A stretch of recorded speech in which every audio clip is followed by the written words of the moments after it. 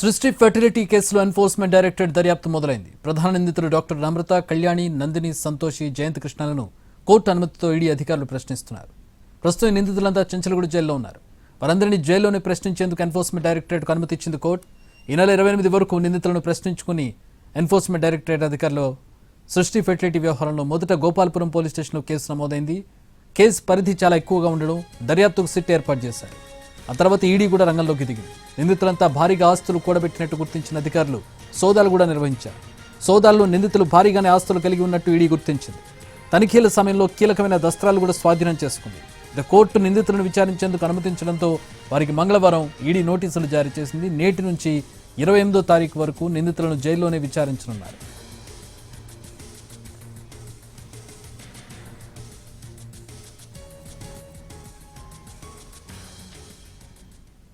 మా ప్రతినిధి రాధాకృష్ణ జాయిన్ అవుతూ ఉన్నారు. సృష్టి ఫెర్టిలిటీ కేసులో ఈడీ దర్యాప్తుకు సంబంధించి రాధాకృష్ణ, ఈడీ పరిధి ఏ మేరకు ఉంది, ఎప్పుడు ఎవరెవరిని విచారించబోతోంది? చక్రి, రాష్ట్రంలోనే సంచలనం సృష్టించిన కేసు సృష్టి ఫర్టిలిటీ సెంటర్కి సంబంధించిన కేసు. ఎందుకంటే 2 తెలుగు రాష్ట్రాల్లో కూడా భారీగా మోసాలకు పాల్పడింది సృష్టి ఫర్టిలిటీ సెంటర్. ప్రధానంగా దంపతులు లేని పిల్లలు జంట ఎవరైతే ఉంటారో వాళ్ళకి పిల్లలను సరోగసి పద్ధతి ద్వారా ఇప్పిస్తామని చెప్పి నమ్మించి కోట్ల రూపాయలు వసూలు చేసిన భాగవతం వెలుగులోకి రావడం జరిగింది. ముందుగా గోపాలపురం పోలీసులు కేసు నమోదు చేసి ఈ కేసులో ప్రధాన నిందితురాలుగా ఉన్న డాక్టర్ నమ్రతతో పాటు మరికొంతమంది దాదాపు 30 మందిని వరకు కూడా ఇప్పటివరకు ఈ కేసులో అరెస్టులు చేయడం జరిగింది. ఇందులో ప్రధానంగా డాక్టర్ నమ్రత, కళ్యాణి, సంతోషి, నందిని ఈ నలుగురితో పాటుగా డాక్టర్ నమ్రతకు సంబంధించిన కుమారుడు జయంత్ కృష్ణ, వీళ్ళ 5గురు వీటిల్లో కీలకంగా ఉన్నారు. ఎందుకంటే ఈ కేసులో ఎవరైతే దంపతులు ఉన్నారో పిల్లలు లేని వారు వాళ్ళ దగ్గర నుండి ఒక్కొక్కరి దగ్గర నుంచి 30 నుంచి 40 లక్షల రూపాయల వరకు కూడా వీళ్ళు తీసుకోవడం జరిగింది. అలాగే యూనివర్సల్ సృష్టి ఫర్టిలిటీ సెంటర్ పేరుతో విదేశాలకు కూడా వీళ్ళు ఈ మనీని ట్రాన్స్ఫర్ చేసినట్లు కూడా అధికారులు గుర్తించడం జరిగింది. ఇప్పటి వరకు గోపాలపురం పోలీసులు దర్యాప్తులో సేకరించిన ఆధారాలతో పాటుగా ఈడీ దర్యాప్తులో ఈ అకౌంట్లను అన్నిటిని కూడా గుర్తించడం జరిగింది. ఆ అకౌంట్ల వివరాలను సేకరించి ప్రస్తుతం మహిళా జైల్లో ఉన్న 4 నిందితులను ప్రస్తుతం ఈడీకి సంబంధించిన 4 బృందం ప్రస్తుతం అయితే వాళ్ళని విచారిస్తుంది. వాళ్ళకి సంబంధించిన స్టేట్మెంట్ రికార్డు చేస్తుంది.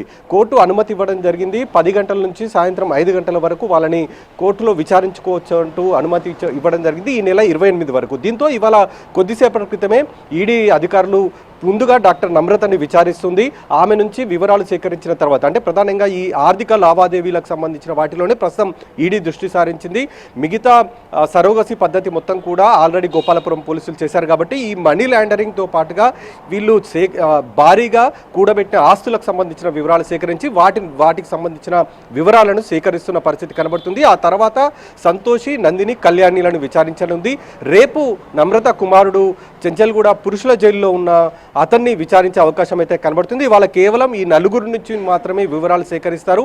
వీళ్ళ స్టేట్మెంట్లు రికార్డు చేసిన తర్వాత రేపు జయంతి కృష్ణ నుండి వివరాలు సేకరించే అవకాశం అయితే కనబడుతుంది. చక్రి, రాధాకృష్ణ, అంటే ఏ స్థాయిలో ఈ డబ్బు కూడబెట్టుకోవడం జరిగింది, ఏ మార్గాల్లో దీన్ని మళ్లించారు, ఇప్పుడు ఆస్తులు కొనుగోలుకు సంబంధించిన వివరాలు ఏంటి, అంటే ఒక రఫ్ పిక్చర్ కోసం ఏ స్థాయి డబ్బు ఇది ఒక నెంబర్ మనం ఒక్కసారి ఆలోచిస్తే మనకు కనబడుతుంది. దాదాపు 80 మంది పిల్లలను వీళ్ళు సరోగసి పద్ధతి ద్వారా తాము సరోగసి చేసి పిల్లలను అప్పగిస్తున్నామంటూ కూడా దంపతులను నమ్మించి అప్పగించారు. అంటే ఒక్కొక్క జంట నుండి 30 నుంచి 40 లక్షల రూపాయలు వసూలు చేసిన 80 మంది పిల్లలను ఇప్పటి వరకు అమ్మినట్లు కూడా గుర్తించారు. కాబట్టి దాదాపు 320 కోట్ల రూపాయలకు పైగా కూడా డబ్బు ఉంటుంది. మరి ఇంకా ఎంతమంది పిల్లలను అమ్మారన్న దానికి సంబంధించి ఇప్పటికే సిట్టును కూడా ఏర్పాటు చేసి ఒకవైపు సిట్టు కూడా దర్యాప్తు చేస్తూ ఉంది. ఈ కేసులో మాత్రం ఇప్పుడు ప్రస్తుతం ఈడీ మాత్రం కేవలం వీళ్ళు ఇప్పటి వరకు కూడబెట్టిన ఆస్తుల వివరాలు, అలాగే అకౌంట్లు వీళ్ళని ఫ్రీజ్ చేసిన అకౌంట్ల వివరాలను కూడా సేకరించింది. అలాగే 2 తెలుగు రాష్ట్రాలతో పాటు ఇతర రాష్ట్రాల్లో కూడా భారీగా ఆస్తులను కూడబెట్టినట్లు కూడా గుర్తించి వాటికి సంబంధించిన వివరాలు సేకరించింది.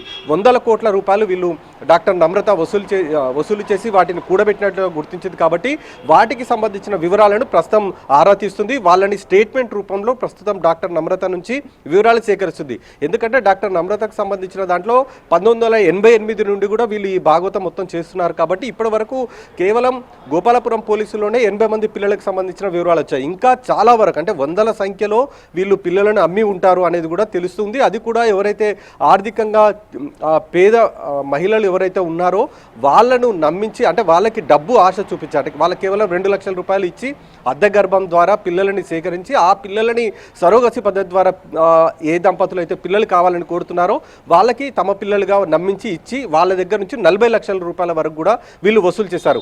ఇలా కేవలం 40 లక్షలే కాదు, ఒక్కొక్క దంపతులు ఎవరైతే వాళ్ళ ఆర్థిక పరిస్థితిని బట్టి కోట్ల రూపాయలు కూడా వసూలు చేసినట్లు కూడా పోలీసులు చెప్తున్నారు. కాబట్టి ఈ ఈడీ ఈ వివరాల ఆధారంగానే సేకరిస్తుంది. వీళ్ళు ఎక్కడైతే ఆస్తులను కూడబెట్టిన వివరాలు ఉన్నాయో వాటన్నిటిని కూడా పేపర్ రూపంలో సేకరించింది ఈడీ. వాటన్నిటిని కూడా ప్రస్తుతం డాక్టర్ నమ్రత ముందు ఉంచి వివరాలను సేకరిస్తుంది. అలాగే జయంత్ కృష్ణ ఎవరైతే ఉన్నారో డాక్టర్ నమ్రతకు సంబంధించిన కుమారుడు, అతను ప్రస్తుతం చెంచల్గూడ పురుషుల జైల్లో ఉన్నాడు. అతన్ని రేపు విచారిస్తారు. అతను న్యాయవాది కాబట్టి అతను లీగల్గా ఎలాంటి ఇబ్బందులు రాకుండా ముందు జాగ్రత్త చర్యలు తీసుకున్నాడు అనేది ఈడీ అధికారులు గుర్తించడం జరిగింది. కాబట్టి వాటికి సంబంధించిన వివరాలు కూడా పూర్తి స్థాయిలో ఈడీ దగ్గర ఉన్నాయి. రేపు అతన్ని విచారిస్తారు. ఈ 100 కోట్ల రూపాయలకు సంబంధించిన ట్రాన్సాక్షన్స్, వీళ్ళు ఏ విధంగా విదేశాలకు నగదును తరలించారు, అక్కడ ఎంతవరకు ఆస్తులను కూడబెట్టారు అనేది కూడా ఈడీ సేకరించింది. వాటిని స్టేట్మెంట్ రూపంలో రికార్డు చేసి కోర్టు ముందు ఉంచడానికి అవసరమైన ఏర్పాట్లలో భాగంగా ఇవాళ విచారణ చేపట్టింది. రాధాకృష్ణ, అది అదర్ యాంగిల్ ఈ కేసులో ఉన్నది పిల్లలకు సంబంధించి. పిల్లలు, వారి తల్లిదండ్రులు ఎక్కడెక్కడి నుంచి అసలు ఆ పిల్లల్ని తీసుకొచ్చి వీళ్ళకి ఇచ్చారు, ఆ తల్లిదండ్రులు ఏమంటూ ఉన్నారు, ఆ పిల్లల పరిస్థితి ఏంటి అసలు ఆ ట్రాక్ ఎట్లా నడుస్తుంది? ప్రస్తుతం ఈ కేసులో సిట్టు విచారణ చేస్తుంది. ఈ పిల్లలకు సంబంధించిన అంటే చైల్డ్ ట్రాఫికింగ్ ఏదైతే జరిగిందో ఇది మొత్తం కూడా సిట్టు దర్యాప్తు చేస్తుంది. ఎక్కువగా మారుమూల గ్రామాలలో ఎవరైతే ఆర్థికంగా నిలదొక్కుని వాళ్ళు ఉన్నారో, పేద కుటుంబాలకు సంబంధించిన వాళ్ళు ఉన్నారో, అలాగే తాండాలతో పాటు పల్లెటూర్లలో ఉన్న ఎవరైతే గర్భిణీ మహిళలు ఉన్నారో వాళ్ళ దగ్గరికి డాక్టర్ నమ్రతకు సంబంధించిన టీం వెళ్తుంది. అక్కడికి వెళ్ళి వాళ్ళని దాదాపు 1 నుంచి 2 లక్షల రూపాయలు వాళ్ళకి ఆశ చూపిస్తారు. ఎందుకంటే దాదాపు పేద కుటుంబంలో ఉన్న వాళ్ళు మళ్ళీ ఎవరైనా సంతానం కలిగితే వాళ్ళని పెంచుకోవడం ఇబ్బందికరంగా ఉంటుంది. కాబట్టి లీగల్గా తాము చూసుకుంటాము, మీకు ఎలాంటి ఇబ్బంది ఉండదు, 2 లక్షల రూపాయలు తాము ఇస్తామని నమ్మించి వాళ్ళకు 2 లక్షల రూపాయలు ఇవ్వడం. ఆ తర్వాత అక్కడి నుండి ఆ పిల్లలను తీసుకొని వచ్చి ఎవరైతే దంపతులు వీళ్ళని అప్రోచ్ అయ్యి ఉన్నారో సృష్టి ఫర్టిలిటీ సెంటర్ని, అక్కడ సంతోష్ని అనే ఒక ఆవిడ ఉంటుంది. ఆవిడే మొత్తం ఈ కేసులో ఆర్థిక లావాదేవీలు చూస్తుంది. ఆ సృష్టి ఫర్టిలిటీ సెంటర్ సికింద్రాబాద్ ఉన్న దాంట్లో ఆమెకు సంబంధించిన వివరాలను కూడా సేకరించారు. ఆమె ప్రస్తుతం అరెస్ట్ అయి కూడా ఉంది. వీళ్ళు ఏ విధంగా చేస్తున్నారన్న దానికి సంబంధించి సిట్టు మొత్తం కూడా స్టెప్ వైజ్గా ఆధారాలను అన్నిటిని కూడా సేకరించింది.